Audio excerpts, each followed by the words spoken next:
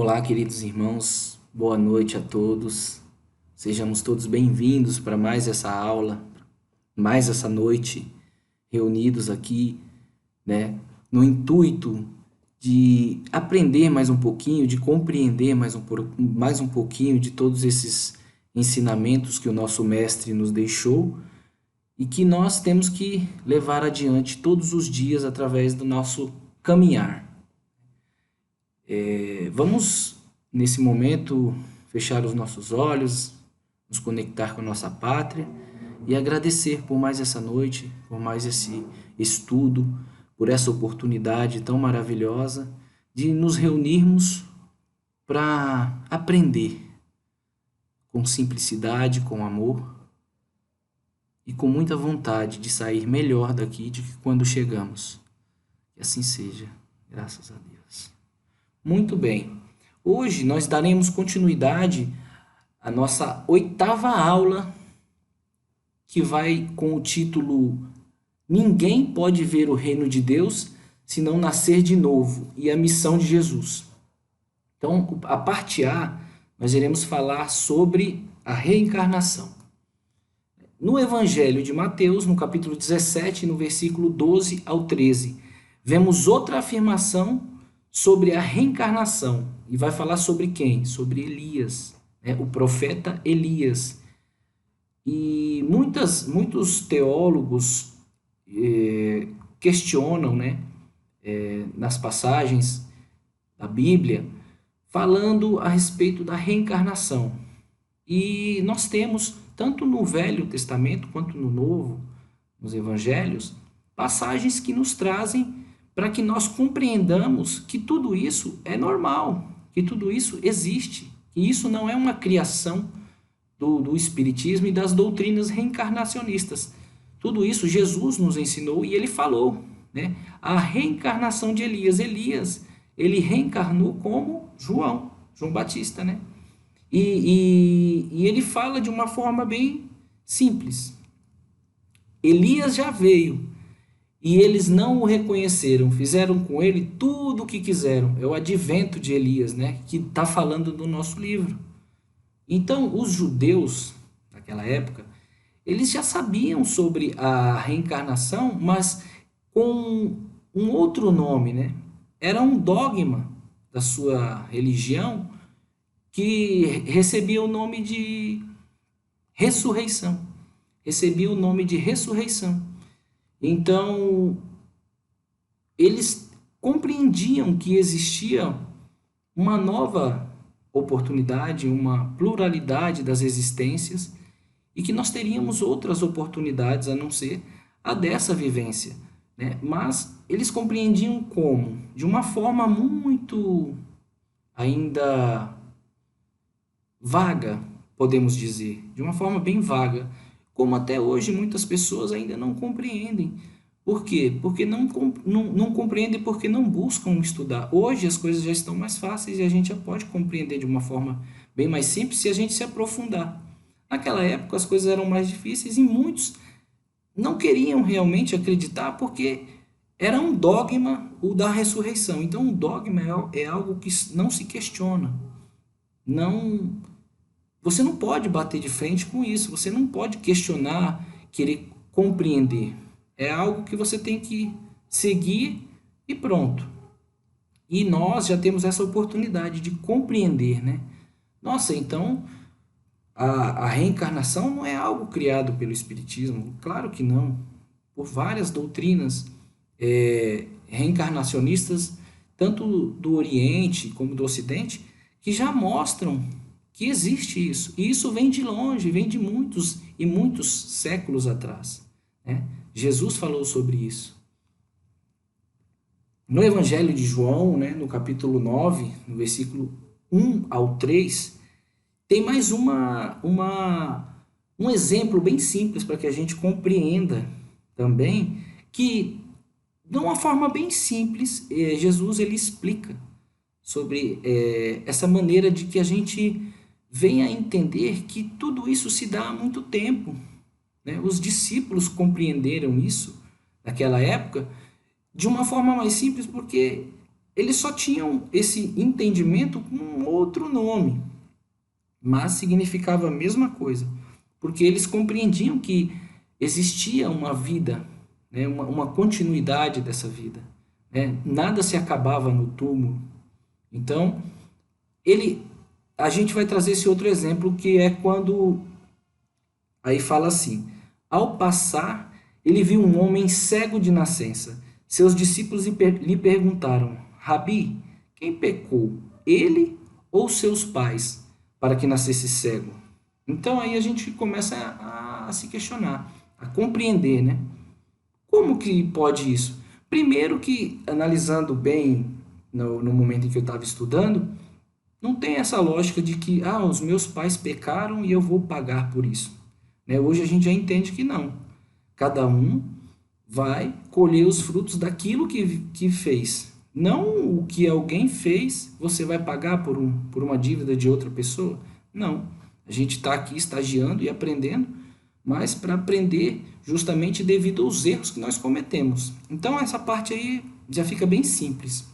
E eles falam: quem pecou, ele ou seus pais? Como que, se ele era cego de nascença, ele acabara de nascer, desde o seu nascimento, ele já trouxe essa deficiência visual? Então, como que ele pecou? Só se ele tiver uma oportunidade de uma outra vida passar. Então, aí no momento a gente já tem que acreditar que eles entendiam que realmente existia uma outra vivência, né? Uma outra oportunidade, porque ele deveria ter trazido esse problema de uma outra, né? Para que ele nascesse cego. Então ele estava aqui com aquela deficiência, mas isso era um problema que foi gerado em uma outra vivência. Olha aí como é fácil. Agora sim, é fácil para a gente entender hoje. Naquela época, as coisas eram mais difíceis, era um povo mais bruto, que justamente nós mesmos deveríamos estar naquela época, né?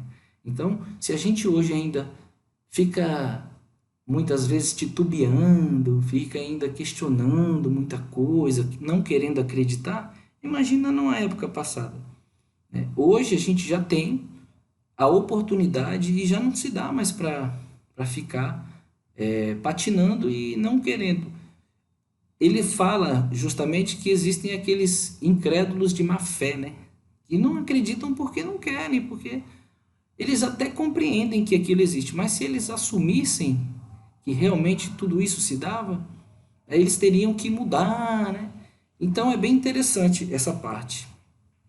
Agora a gente vai falar sobre o encontro de Jesus com Nicodemos, uma outra passagem muito interessante, né? Está em João 3, de 1 a 7, né? Que foi quando esse doutor da lei, né? Um dos doutores da lei lá daquela época, bem conhecido, ele procurou a Jesus, né? Ao cair da noite, para falar, para perguntar, porque ele já tinha certeza que Jesus era enviado de Deus, porque ele falou que aqueles sinais aquilo que ele fazia só poderia ser por alguém enviado por Deus, curar, né? E toda aquela grandeza espiritual, ele reconheceu realmente. E ele queria saber mais de Jesus, né? E Jesus falou que o homem teria que nascer novamente da água e do espírito, né? Em verdade vos digo, né? Ele falou tudo isso e Nicodemos ficou sem compreender, porque ele falou: mas como que eu já velho posso retornar ao seio da minha mãe para ter uma nova oportunidade?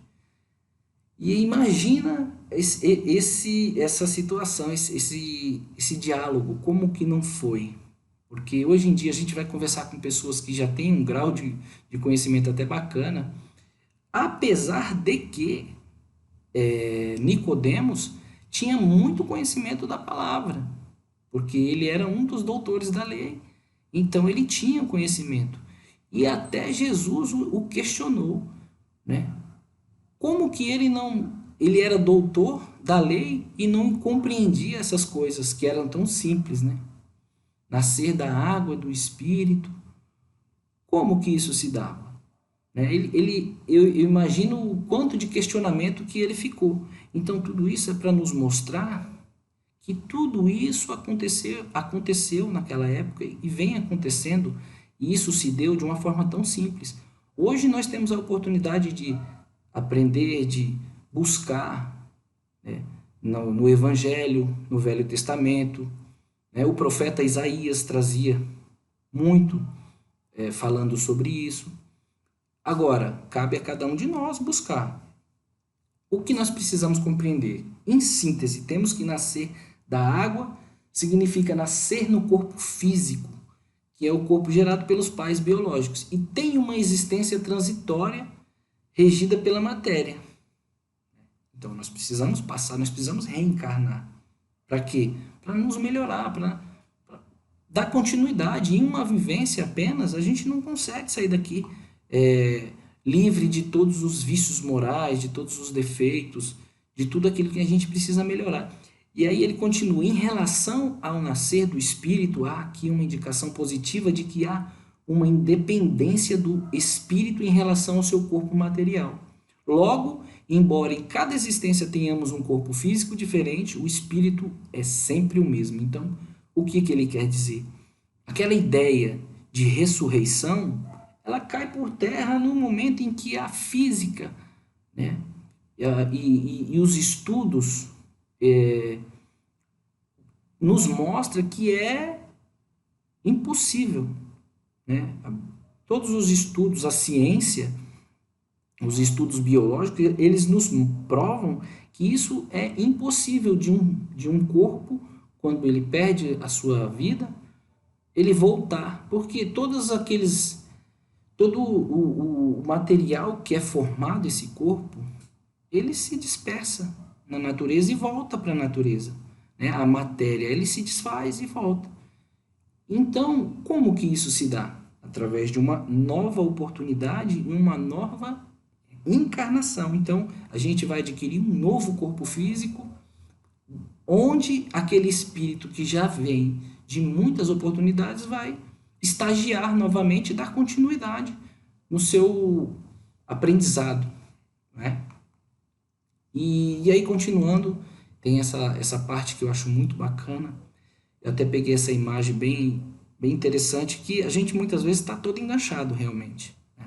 A gente se engancha e quem é que vai nos ajudar, né? E aí, na passagem de João 8,32, tem essa frase: e conhecereis a verdade, e a verdade vos libertará. Nos libertará do quê? De todo esse emaranhado que a gente acontece aqui, que a gente vem nos enlaçando, né? Nos amarrando, nos travando. Por quê? Porque a gente ainda não conhece, ou se conhece e não pratica, né? E toda essa verdade que vai nos libertar do quê? Dos nossos defeitos morais, de tudo aquilo que a gente precisa melhorar, mudar, fazer algo de diferente, né? Agir no bem. Então, essa palavra, ela nos determina, é um determinismo, assim como diz no livro, né? É um determinismo. Por quê? Todos nós estamos fadados à evolução, à melhora. Nós podemos demorar? Vai depender de nós.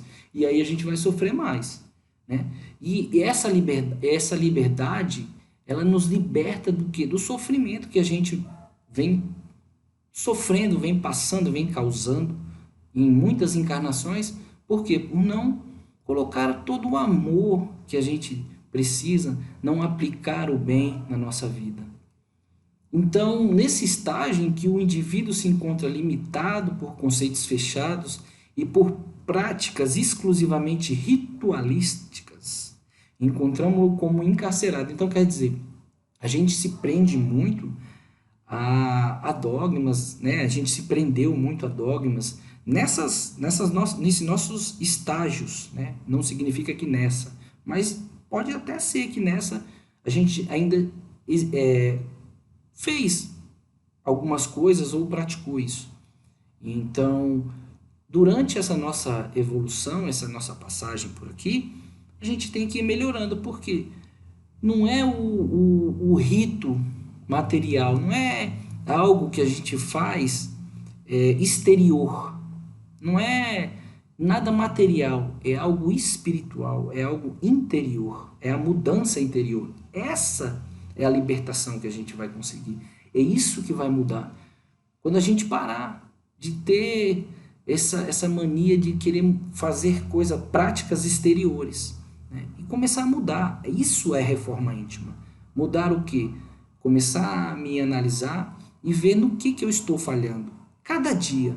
Olha, amanhã eu vou mudar, porque hoje eu compreendi que a maneira que eu falei com meu amigo não era coisas simples do nosso cotidiano. Muitas vezes a gente pega um livro e começa a ver palavras difíceis. Jesus falou com tanta simplicidade, deu tantos exemplos simples, por que a gente fica cada dia mais complicando as situações? Eu acredito que por isso que é no nosso agir, no nosso caminhar, na simplicidade da nossa vida que a gente vai fazer essa mudança. Muito bem, a parte B do nosso estudo vai falar sobre a missão de Jesus, né? Disse Jesus, eu sou o pão da vida. Aquele que vem a mim não terá fome. E quem crê em mim nunca terá sede. E essa fome, essa sede, é material? Não, claro que não. A gente precisa também compreender isso. É da justiça, do amor. Essa fome que a gente tem de conhecimento, de prática do bem. É algo interior, espiritual. Não tem nada a ver com material. A gente sente um vazio quando a gente começa a caminhar e começa a entregar a nossa vida, né, para o caminho do bem, a modificar as nossas ações. Aquelas coisas que a gente fazia antes, algo que até satisfazia, começa a perder valor na nossa vida porque a gente está mudando. E aí a gente tem que colocar o quê? Você tira algo e vai ficar aquele vazio. E aí fica aquele sofrimento, ai, tem um vazio, eu não sei o que é. A gente conversa com muitas pessoas, a pessoa fala, nossa, mas eu tenho um vazio tão grande. Coloca Jesus, meu irmão, coloca os ensinamentos de amor, coloca a prática do bem, da caridade, a simplicidade no seu dia a dia, um oi, um bom dia, um muito obrigado, um vai com Deus. E agradecer todos os momentos por isso, né? Aí a gente vai estar saciado. Por quê? Porque isso vai preencher os vazios da nossa vida. Isso vai dar uma... Nossa, só quem vive isso é quem pode falar, porque você sai de um momento em que você está numa destruição total e Jesus faz uma mudança muito grande na nossa vida. E a gente realmente não tem mais sede, nem fome daquelas coisas daquilo que muitas vezes a gente vivia se destruindo, né?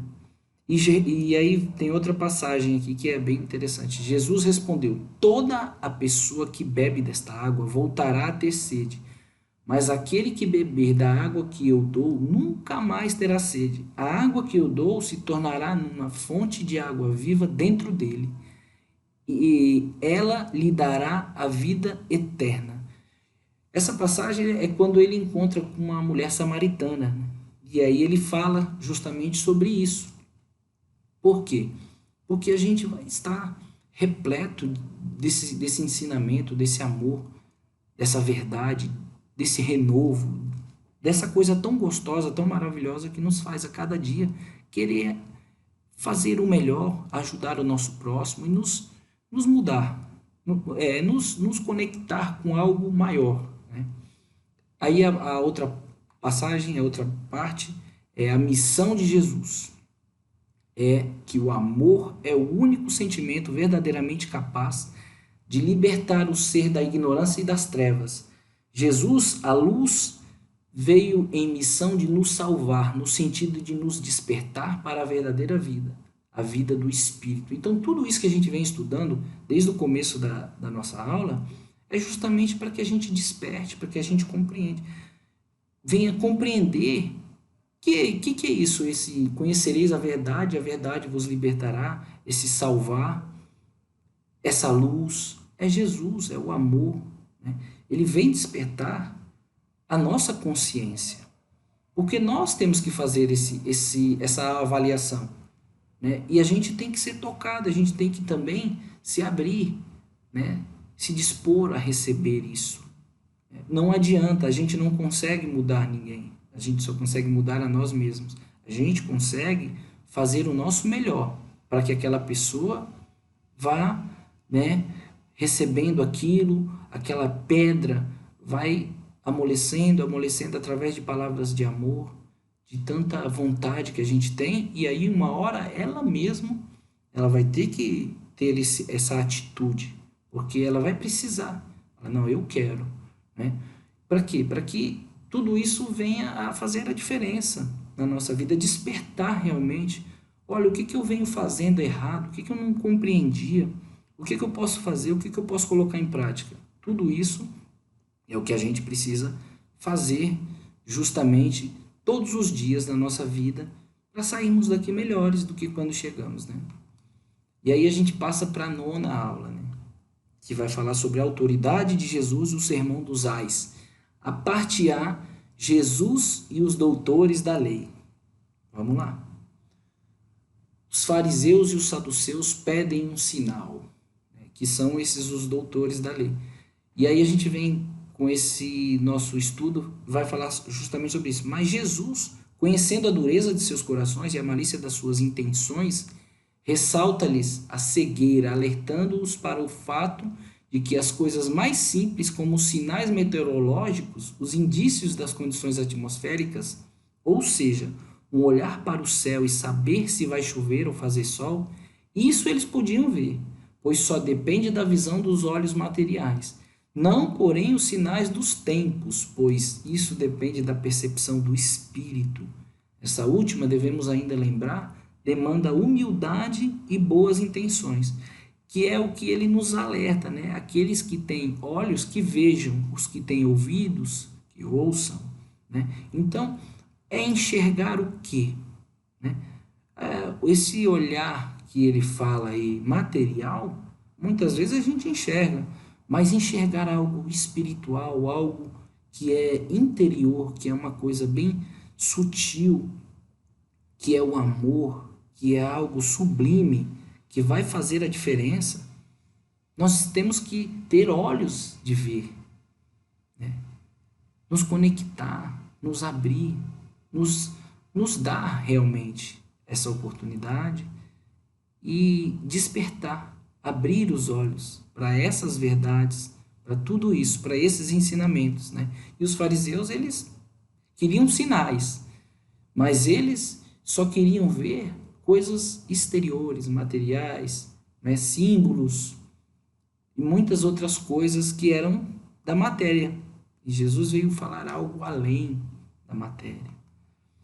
E aí ele nos alerta sobre o fermento dos fariseus e dos saduceus, né? E aí eu peguei essa parte bem interessante. A hipocrisia, a má-fé, o orgulho são chagas que podem, como o fermento, avolumar e perverter as mentes. Por quê? Ele fala do fermento dos fariseus.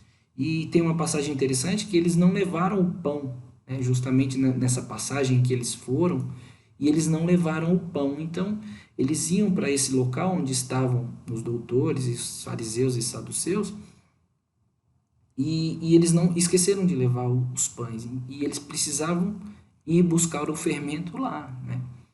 E eles pensavam que Jesus estava os chamando a atenção para que eles, justamente esse fermento na forma normal, né? No material. Mas não era sobre isso que ele vinha falar. O fermento que ele vinha falar eram as ideias. Porque olha que interessante, o fermento ele age em substâncias e faz crescer, né, o pão, o bolo, né, ele avoluma certas coisas e as ideias também, elas crescem. Então era justamente sobre isso, né? Nós precisamos estar atentos a esse fermento dos fariseus, ainda presente em nossos dias, né? As ideias que se jogam por aí, que a gente mesmo, muitas vezes, engrossa a fileira desses que falam sem compreender, sem, falando de coisas que não... Olha aí os exemplos que eu trouxe. Hipocrisia, má-fé, orgulho. Essas são as chagas, né? Que podem avolumar e perverter muitas mentes. Então, o que a gente tem colocado para muitas pessoas na nossa passagem por aqui, onde andamos, no nosso trabalho, na nossa casa, com os nossos amigos? Então, a gente precisa melhorar nisso. Precisa também fazer um questionamento do que eu estou fazendo. Qual é o que é que eu estou fazendo, né? Esse fermento, ele pode ser bom, mas ele falava dos fariseus, porque eram as ideias que eles lançavam, né? Em outras passagens ele fala sobre o fermento, mas o fermento falando de coisas boas. Mas nesse momento é dos fariseus. Então, olha aí, ó, eram as ideias que eles lançavam e faziam perverter muitas mentes. Mudam-se os nomes, mas a mentalidade de muitos ainda pode ser comparada à dos fariseus da época de Jesus. Será que a gente não conhece pessoas assim, né? E aí, vamos dar continuidade falando, perguntas sobre a autoridade de Jesus, né? Perguntaram a Jesus, que autoridade faz essas coisas? Eles viam Jesus ensinando, né, na sinagoga, falando lá com os doutores da lei, com uma autoridade, e ele fazia as curas, né? Ele despertava a cura, e ele falava das coisas de Deus, e exemplificava muito amor.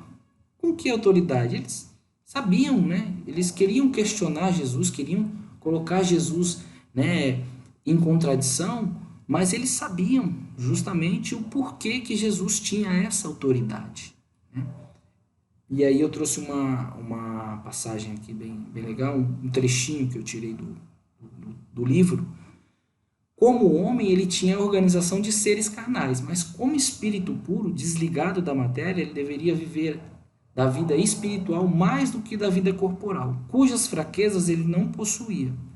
A superioridade de Jesus sobre os homens não se prendia às qualidades particulares do seu corpo, mas de seu espírito, que dominava a matéria de maneira absoluta, e de seu perispírito tirado da parte mais quintessenciada dos fluidos terrestres. Isso está na Gênesis, no capítulo 15, no item 2.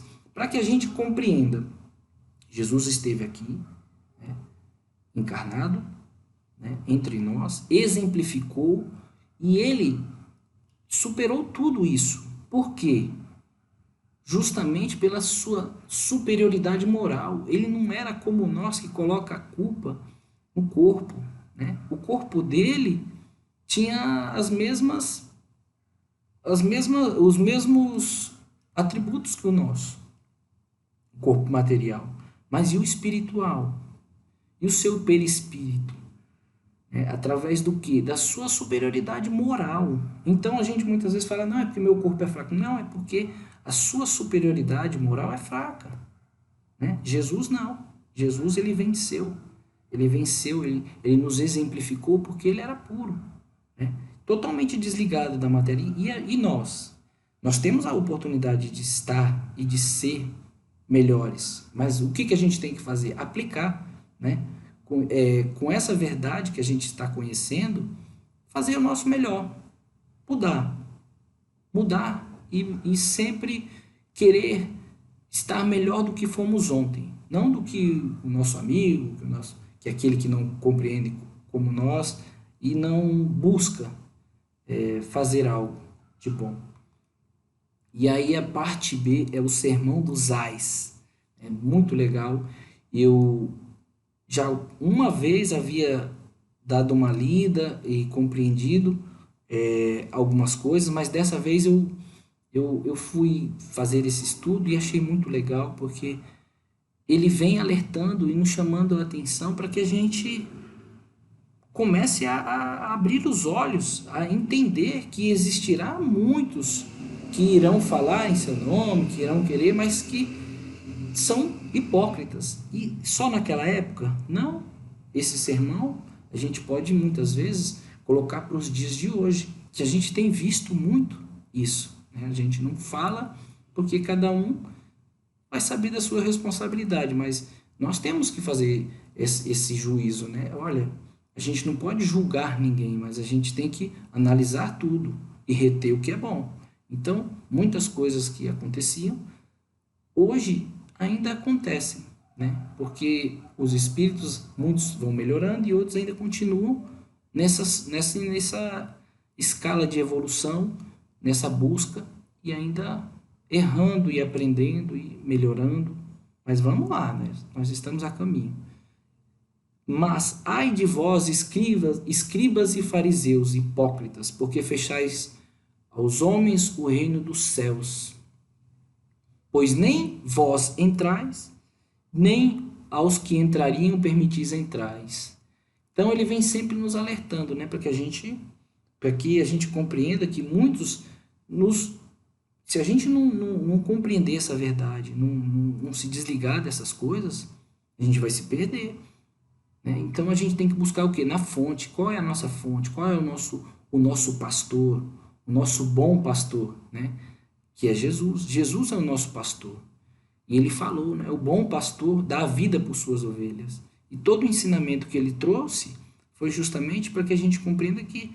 E ele ainda falou que existia um outro rebanho redil, mas que depois todos eles iriam compreender com o tempo, né? E iriam virar um só rebanho de um só pastor. Então, para que a gente não julgue, né? Jesus não veio para julgar, ele veio para nos ensinar, para nos despertar a nossa visão, nossos pensamentos, nossa caminhar, para que a gente comece desde já a fazer uma mudança na nossa vida. Ai de vós, escribas e fariseus, hipócritas, porque devorais as casas das viúvas e sob o pretexto fazeis longas orações. Então, todas essas exortações, para que a gente venha compreender, né?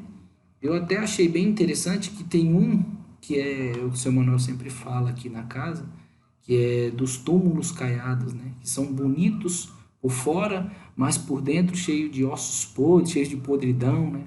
Então, são os atos exteriores, né? Mas por dentro. Então, por que esse ensinamento? Por que a gente precisa melhorar? Para mudar o nosso interior, as nossas ações, o nosso dia a dia. Fazer realmente, ser sincero, ser verdadeiro conosco, agir de acordo com o bem e fazer essa análise. O Sermão dos Ais foi proferido em um momento em que Jesus, uma vez mais, alertava o povo e aos seus discípulos sobre a conduta dos escribas e fariseus, que tinham um discurso dirigido ao povo, que exaltava a observância da lei e os profetas, mas que eles próprios não praticavam. Então é esse o cuidado que a gente tem que ter, né? Eles, naquele momento, eles faziam isso. E nós? Hoje nós ainda continuamos falando uma coisa e sendo incoerente com aquilo que a gente fala, com aquilo que a gente profere. Nós temos que falar sobre Jesus, mas nós temos que agir de acordo com os seus ensinamentos. A gente ainda não é perfeito, mas muitas coisas a gente já mudou e já consegue, né? Dar bons exemplos, sair por aí, fazendo bem, amando, respeitando, com simplicidade, sem querer chamar atenção, né? Sem querer ser o dono da verdade, com simplicidade, né?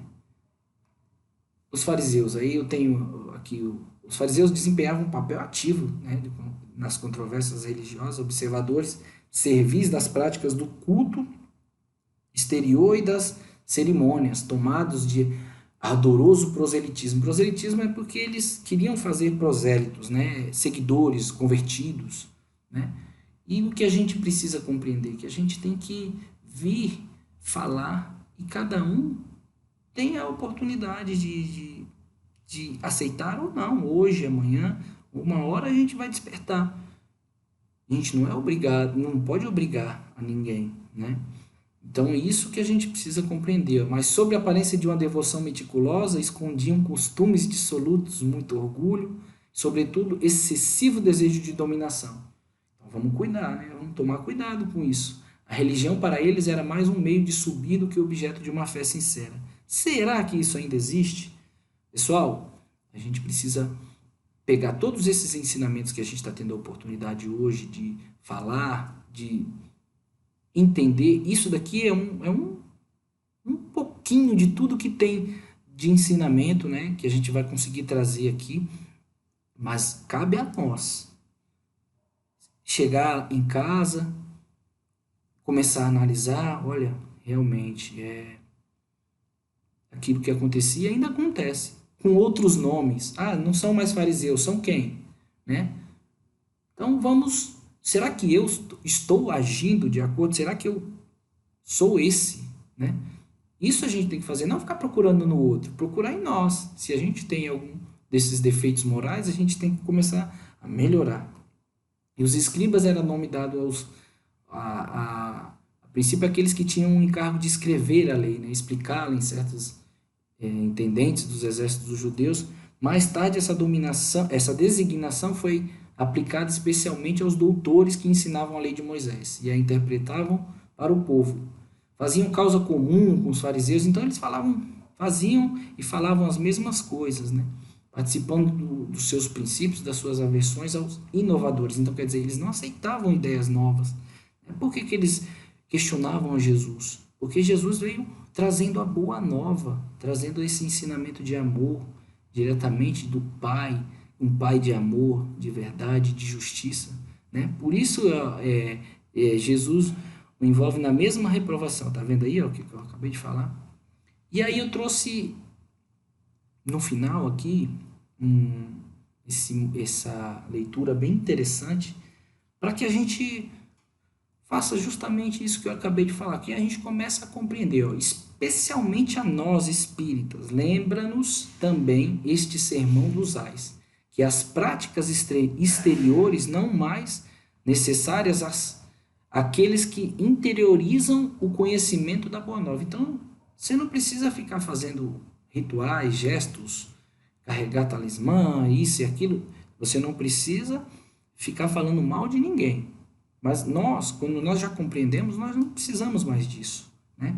A gente já tem um entendimento. Olha aí, ó, aqueles que interiorizaram o conhecimento da Boa Nova e exercem verdadeira adoração a Deus, que é a prática plena da lei do amor e de caridade.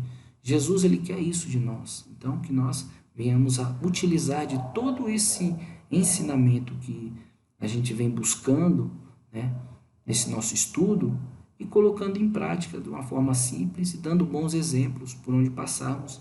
E, através de todo esse ensinamento, não ficar julgando o outro, mas fazendo um questionamento, fazendo uma análise do que a gente tem feito. Muito obrigado, meus irmãos. Eu agradeço por mais essa oportunidade. Que Jesus nos envolva e nos abençoe. E as nossas dúvidas, a gente pode colocar agora, na hora que começar o chat. Vamos já fazendo as nossas perguntas e batendo um papo. Muitas vezes, se alguém não compreendeu algo que eu falei, ou ficou alguma dúvida, que eu tenho certeza que muitas, porque para mim ficou também. Então, é isso. Eu agradeço a presença de cada um e a oportunidade. A Deus, a Jesus e a todos os nossos amigos espirituais. Que assim seja. Graças a Deus.